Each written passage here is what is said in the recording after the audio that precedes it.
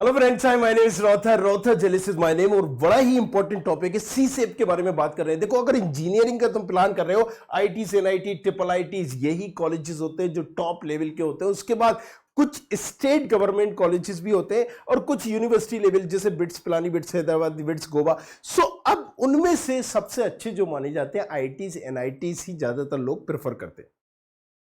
इनकी काउंसलिंग चल रही थी, इसी में 10 लाख से ज्यादा लोग कहीं ना कहीं हर साल पार्टिसिपेट करते हैं। क्यों करते हैं? एक ही उनका रीजन होता है कि भाई मुझे एक अच्छा आईआईटीज मिल जाए, एनआईटीज मिल जाए, ट्रिपल आईटीज मिल जाए, राइट। और उसी के लिए फाइट कर रहे होते हैं और इन सब के लिए होती है जोसा की काउंसलिंग। लेकिन जोसा की काउंसलिंग भैया सबको जरूरी नहीं है एडमिशन मिल जाए, राइट। क्या अगर कई लोगों को 30-30 हजार की रैंक वालों को भी अच्छा एक ब्रांच कॉलेज नहीं मिल पाता, तो उसके बाद जो जोसा से सीटें बच रही होती हैं भैया, बची हुई सीटों पे होता है सीसेप। जी हाँ, यहां पर भी मिल जाते हैं बहुत अच्छी अच्छी अपॉर्चुनिटी, क्योंकि जोसा में तो फिक्स है इतनी रैंक पे ये मिलेगा, उतनी रैंक पे ये मिलेगा। अगर आप 5 साल का आंकड़ा देखोगे तो आपको अंदाजा हो जाएगा कि भैया मुझे ये मिल सकता है या नहीं मिल सकता है। लेकिन यहां पर भाई साहब अनएक्सपेक्टेड है। क्या है? अनएक्सपेक्टेड है। और बड़ी कमाल की बात यह है कि कई बार बच्चों को मिल भी जाती है जबरदस्त। अगर तुम फीमेल हो तो वाह क्या कहने, क्योंकि फीमेल को भी और अलग बेनिफिट मिल जाता है।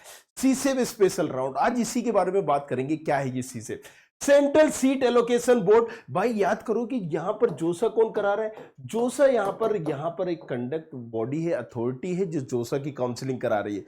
एक 6 राउंड तक कराती है, उसके बाद ये बोलती है जो सीटें बची हुई है भाई सब सीसेप तुम देख लो, इसको हम बोलते हैं special round, right. Vacant seat after जोसा, दैट्स कॉल्ड एनआईटी प्लस, या उसमें आप जो भी देख रहे हो तो उसी को हम क्या कहते हैं? वेकेंट सीट आफ्टर जोसा। वो सारी की सारी जाएंगी किसमें? सीसेप राउंड में। बस इसमें एक थोड़ा सा ड्रॉबैक है कि इसमें आईआईटीज पार्टिसिपेट नहीं करते। आईआईटी जो सबसे अच्छे, लेकिन एनआईटीज करते हैं, जीएफटीआईज करते हैं, यहाँ पर आईआईएसटी करते हैं, राइट। सो यहाँ पर जैसे कि देखिए आईआईएसटी भी है, जी, ये सारे पार्टिसिपेट करेंगे। किस किस के लिए होता है? आईआईटीज के लिए, जीएफटीआईज के लिए, आईआईएसटीज के लिए और एनआईटीज के लिए, इनके लिए होता है, राइट। अगर हम बात करें इंस्टीट्यूट पार्टिसिपेट कौन कौन से करते हैं, अगर जितने भी एनआईटीज में सीट बची होगी, अगर सारे एनआईटीज में बची होगी, भाई कोई ना कोई ब्रांचेस तो बचती है किसी, तो सारे के सारे एनआईटीज पार्टिसिपेट उसमें करेंगे। Make sure this thing. अगर यहां पर आईआईटीज में भी बची होगी, सारे आईआईटीज करेंगे, राइट। आईआईएसटी भी करे, श्योपुर भी करेगा, और जितने गवर्नमेंट फंडेड इंस्टीट्यूट है, मतलब जीएफटीआई से 33, ये भी पार्टिसिपेट कर रहे होंगे। अब जीएफटीआई इतने अच्छे नहीं होते, लेकिन फिर भी आप देख सकते हो आईआईटीज नहीं पार्टिसिपेट करते, क्लियरली मेंशन है, राइट। सो अब एक चीज तो आपको क्लियर हो गई, क्या? कि यहां पर कौन कौन से कॉलेजेस पार्टिसिपेट करते हैं। सीसेप ऑफिशियल वेबसाइट की हम बात करेंगे, csep.nic.in, यहां पर जाना है आपको, यहीं पर आपको रजिस्ट्रेशन करना है, सारी चीज करना है। डेट सेट आ चुकी है, 26 तारीख से आपको रजिस्ट्रेशन चालू हो जाएंगे, 26 अक्टूबर से, अक्टूबर 26 2022।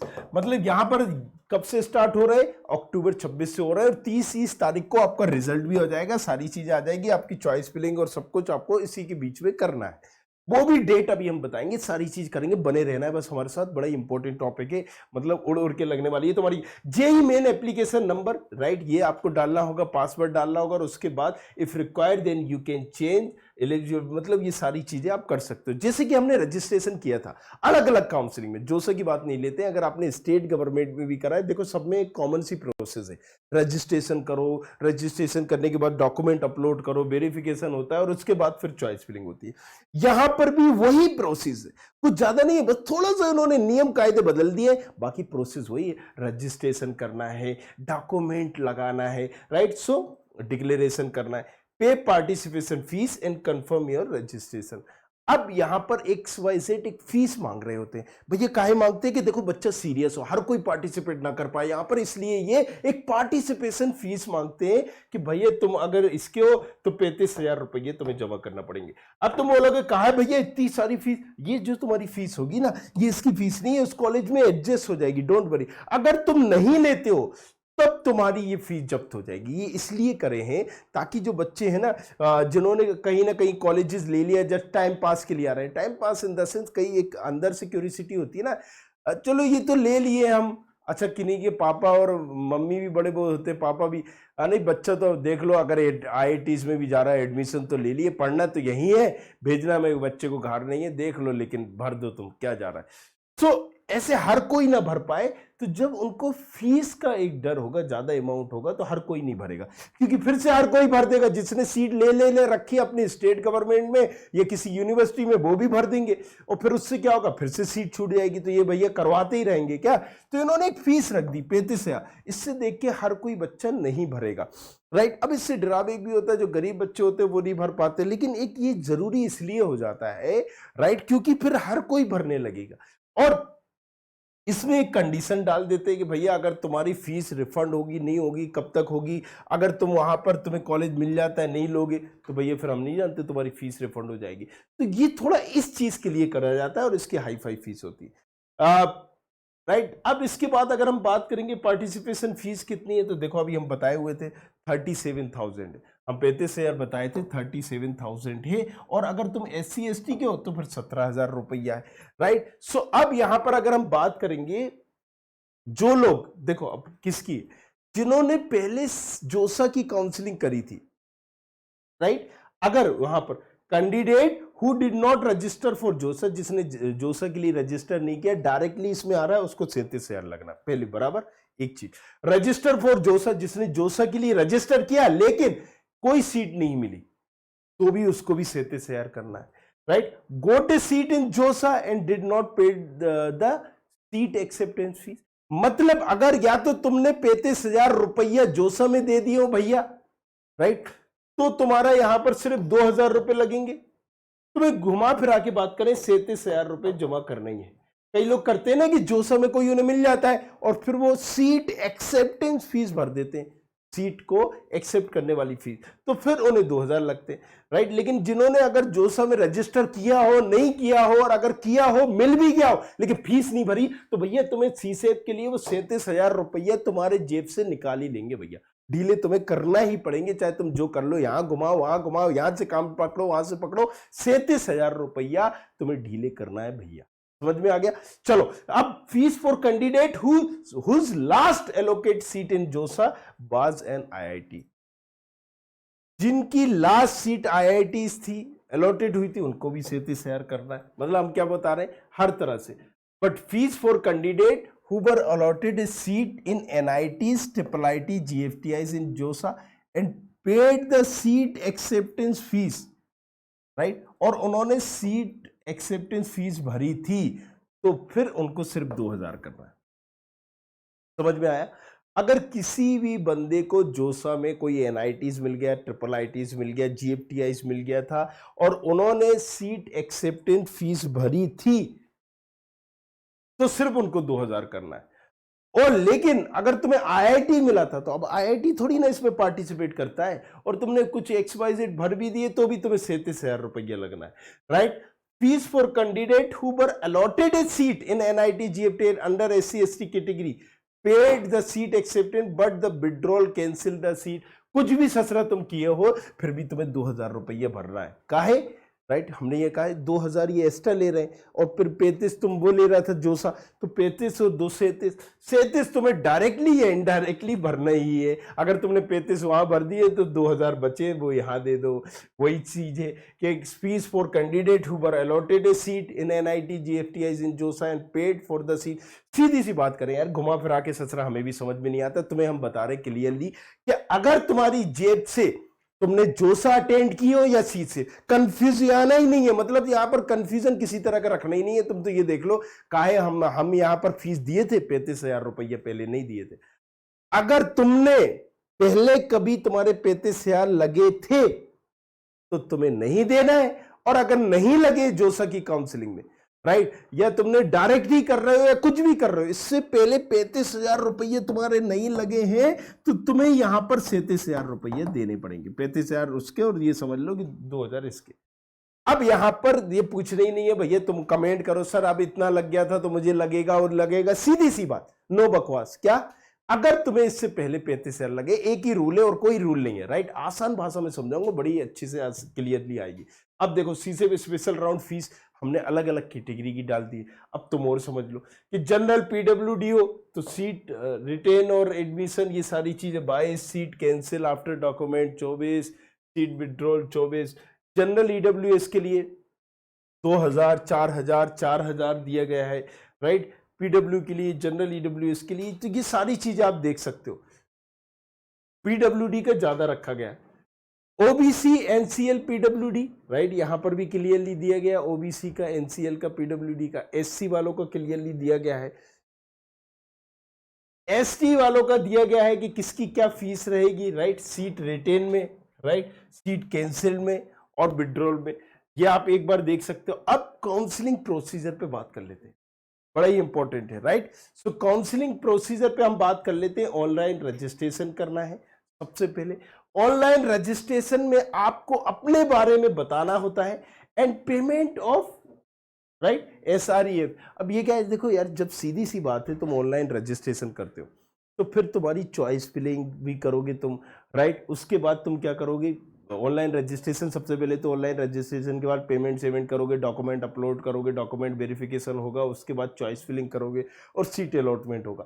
वही सारी प्रक्रिया वहां पर दी गई है, राइट। अब इन्होंने बताया कि भैया ऑनलाइन पेमेंट कैसे होना है, इसका कैसे होना है, वो कैसे होना है, तो उस चक्करों में मत पड़ो, सारे इंस्ट्रक्शन वहां पर होंगे, जो जो आ रहा है बस फॉलो कर दो, right. Online choice filling and locking, अपने हिसाब से चॉइस को तुम फिल कर रहे हो, मतलब जितनी सही है। मतलब यहां पर अगर हम बात करें कि एनआईटीज यहां पर 30 या 31 संख्या है और 31 के 31 कॉलेजेस में तुम्हें पार्टिसिपेट करना है, तुम्हें पता है कि भैया हमें तो सारे चल जाएंगे, तो तुम सारे कॉलेजेस और सारी ब्रांचेस उनकी भर सकते हो, जो जो भी बची हुई हैं सभी। इसी को हम बोलते हैं चॉइस फिलिंग। अब बस ये पूछ रहा है कि पहले नंबर पे तुम्हें कौन सी चाहिए, दूसरे पे कौन सी चाहिए, तीसरे पे कौन सी चाहिए, चौथे पे। इसको हम बोलते हैं चॉइस को फिल करना अपने हिसाब से, उसी को चॉइस फिलिंग कहते हैं।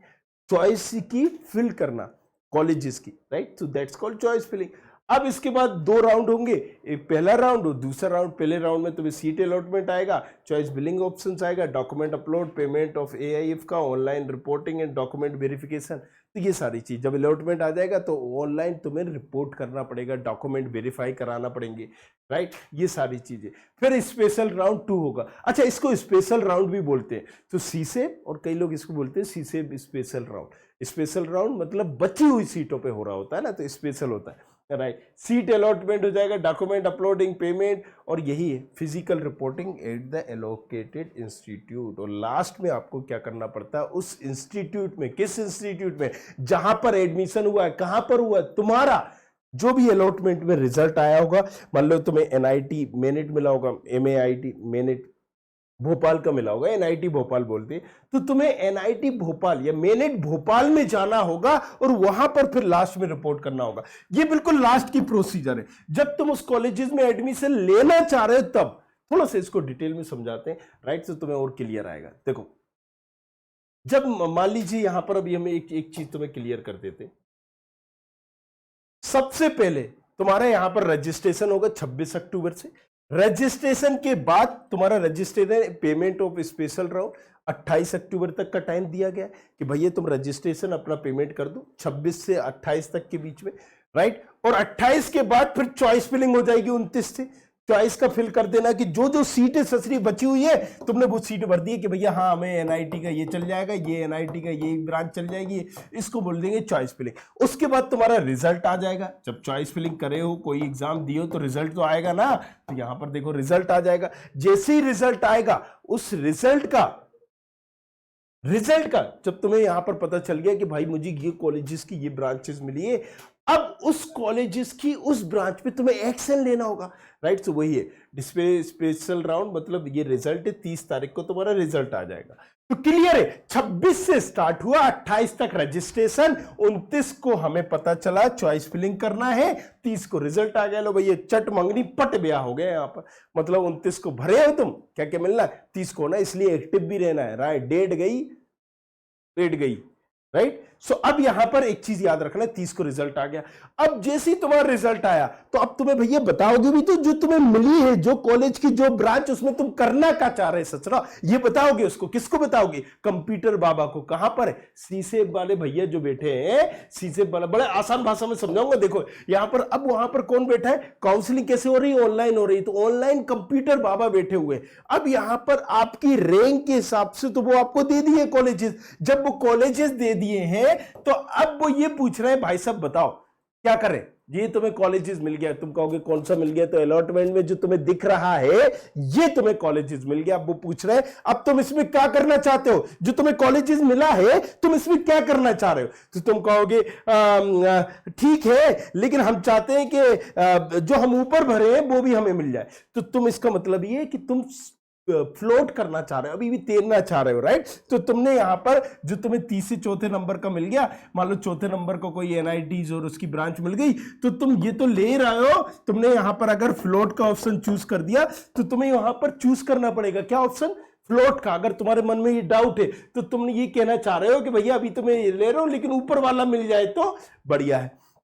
अगर तुम मान लो वहां पर कंप्यूटर बाबा जब पूछ रहे हैं कि भैया ये ब्रांच तुम्हें मिली, चाहते हो, तुमने कहा अरे यार गजब, जो हम चाह रहे थे वही ब्रांच मिल गई, जो कॉलेज चाहिए था वही मिल गया, तो फट से तुम्हें क्या कर देना?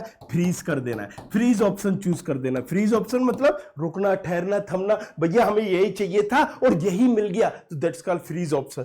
अब तुम कह रहे हो कि यार कॉलेज तो बढ़िया है, कॉलेज तो हमें यही चाहिए था और ब्रांच थोड़ी सी ससरा अगर अच्छी मिल जाती, तो वहां पर तुम फिर कौन सा करोगे? तुम स्लाइड ऑप्शन चूज कर दोगे। कौन सा कर दोगे? स्लाइड ऑप्शन चूज कर दोगे। स्लाइड का मतलब क्या है कि तुम भैया कॉलेज तो वही चाह रहे हो लेकिन ब्रांच ससरी हमें और उससे कॉलेज में बेटर मिल जाए। हाँ, क्योंकि भैया अब तुम यहां पर सोच रहे हो कि सीमा और बबीता भी तो इसी कॉलेज में पढ़ रही हैं, राइट? तो हम भी इसी कॉलेज में। रीजन कोई भी हो, जस्ट किडिंग, रीजन कोई भी हो सकता है कि भैया कॉलेज बहुत बेहतरीन है, तुम उसी कॉलेज में जाना चाहते हो, तुम्हारी फ्रेंड्स है, या बाबू सोना वहीं पढ़ रहा है, तुम्हें वहां पर जाना है। सो रीजन जो भी हो तुम्हारा, अब तुम यहां पर उसी कॉलेज में अगर तुम्हें पढ़ना है, ब्रांच चेंज करना है, तो that's called select.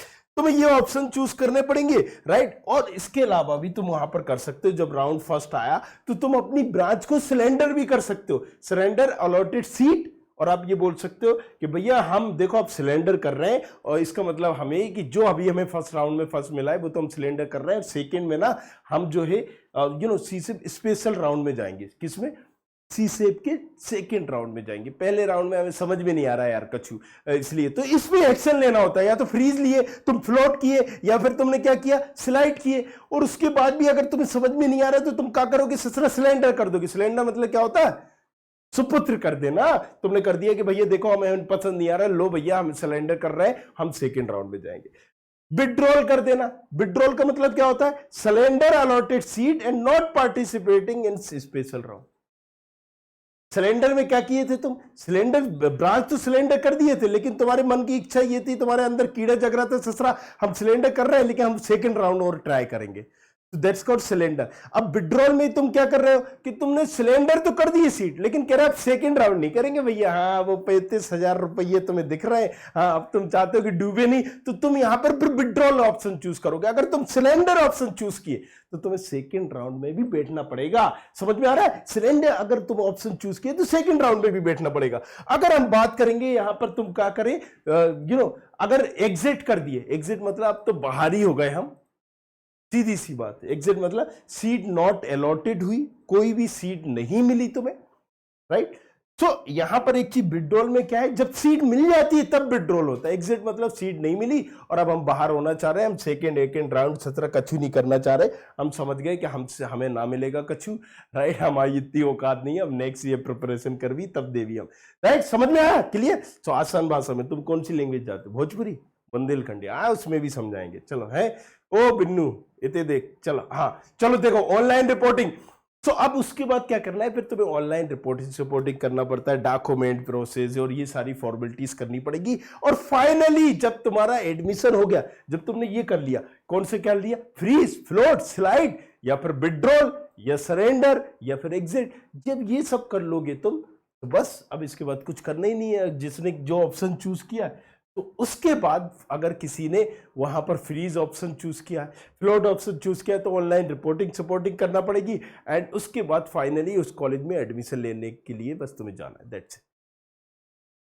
Right. So I hope यहां पर तुम्हें क्लियर हो गया होगा। अब यहां पर सारी रामायण हमने तुम्हें क्लियर कर दी। मैंने पहले ही कहा था वीडियो देखो बड़ा हो जाएगा, राइट। अब यहां पर कुछ और चीज बता देता हूं। फ्रीज फ्लैश स्लाइड ये तो मैंने बता ही दिया, राइट। अब सरेंडर और ये भी बता दिया तुम्हें। Online reporting and document, right. So अब ऑनलाइन रिपोर्टिंग के लिए तुम्हें क्या करना पड़ेगा, 10th की मार्कशीट, बर्थ सर्टिफिकेट के लिए तुम्हें लगाना पड़ता है, क्योंकि इसी से पता चलता है कि तुम्हारी जन्म तिथि क्या है। 12th लगाना पड़ेगा। साइज दिया गया है कि इसी साइज में चाहिए, एक क्राइटेरिया रहता है। कैटेगरी सर्टिफिकेट, एससी के हो, एसटी के हो, ओबीसी के हो, बैंक पासपोर्ट, कैंसिल चेक, ये सारी चीजें तुम्हें करनी पड़ेगी।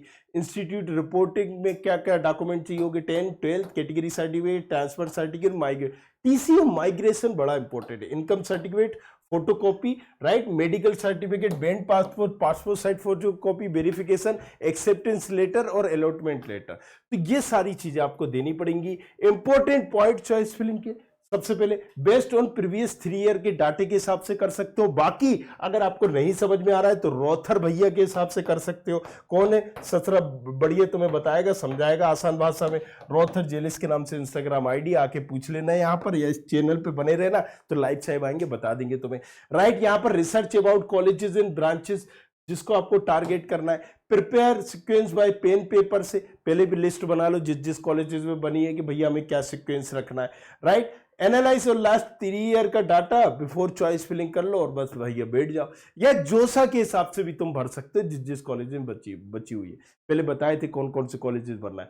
अब कुछ how many round of seat allotment are there, 2 round होते हैं। Who are eligible for special round, मतलब जिनको एनआईटी, ट्रिपल आईटी, जीएफटीआई चाहिए सब ले सकते हैं। All candidate per eligible for JoSAA as per JEE Mains rank will be eligible for participating candidate, right. NIT और सिस्टम प्लस मिल गया था, इंस्टीट्यूट आई ज्वाइन था। ये सारे क्वेश्चन है मैंने पहले क्लियर कर दिए। आई होप यहां पर आपको सारी चीजें क्लियर हो गई होंगी। मगर एक चीज आपने अभी तक क्लियर नहीं की, इस चैनल पे आपको बने रहना है या नहीं। तो अगर बने रहना है तो सब्सक्राइब करो इस चैनल को, और अगर मेरे साथ रहना है इंजीनियरिंग के बाद भी, हर चीज तुम्हें बताऊंगा, राइट। इंजीनियर के साथ भी रहूंगा और इंजीनियरिंग के बाद भी रहूंगा जब तक तुम्हारा प्लेसमेंट नहीं रहेगा। तो इस चैनल को जरूर सब्सक्राइब करना और रोथर जेलिस को इंस्टाग्राम पर। Thank you very much, thanks a lot, बने रहना हमारे साथ। जाओ, बाय बाय।